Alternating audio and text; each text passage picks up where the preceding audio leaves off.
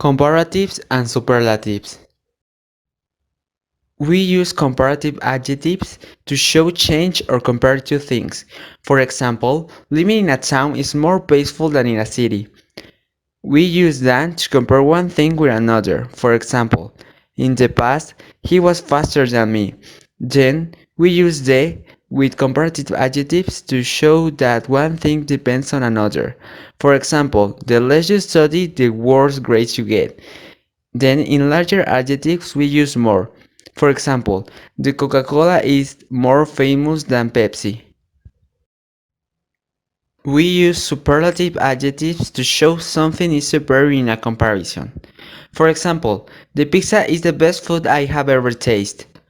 And then we use most with larger adjectives in the superlative. For example, the Champions League is the most important league in Europe. Here are some examples. Future forms. We use will when we talk about possible situations in the future. For example, I'll be very happy if we eat pizza. Then, we use will when we make a fast decision, a promise, or a prediction. For example, I'll always be a polite person.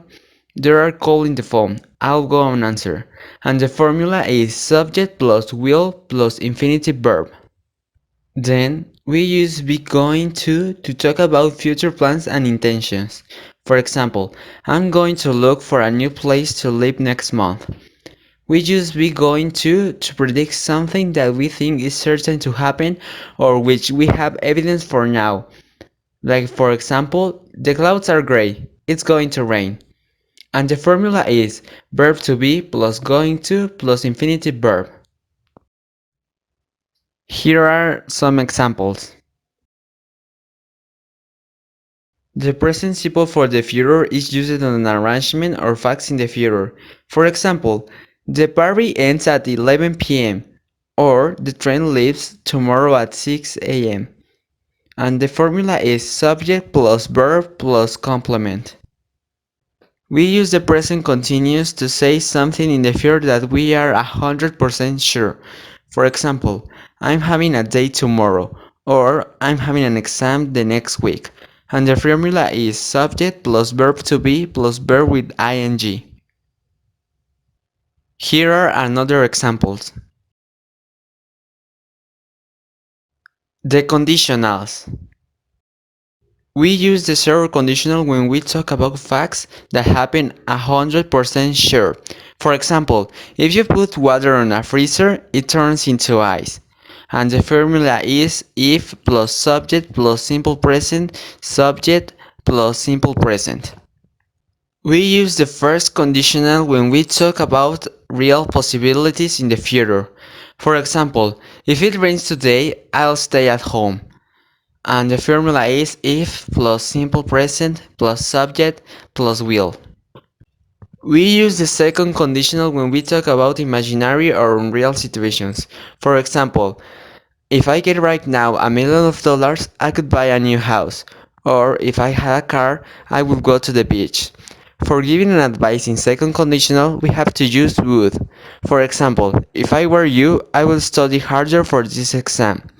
And the formula is if plus simple past plus would plus infinitive. Here are some examples. Modal verbs for obligation. Most and have to. Both are used for obligation, but there are some little difference. Most is more for formal or personal uses to say an obligation. It is rarely used. For example, the teachers say that you must study harder. Have to, it's more natural, and it's used when you don't have other choice. For example, I have to clean my room.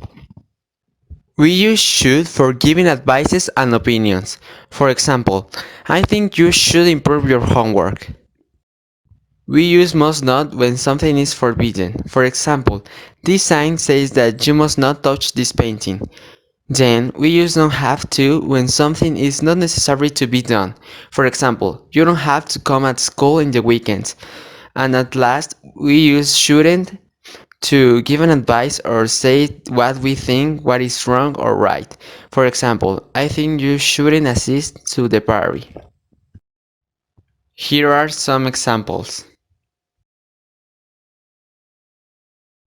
Here are some exercises of comparative and superlative topics, so you can pause the video and answer them. The answers will appear in some seconds.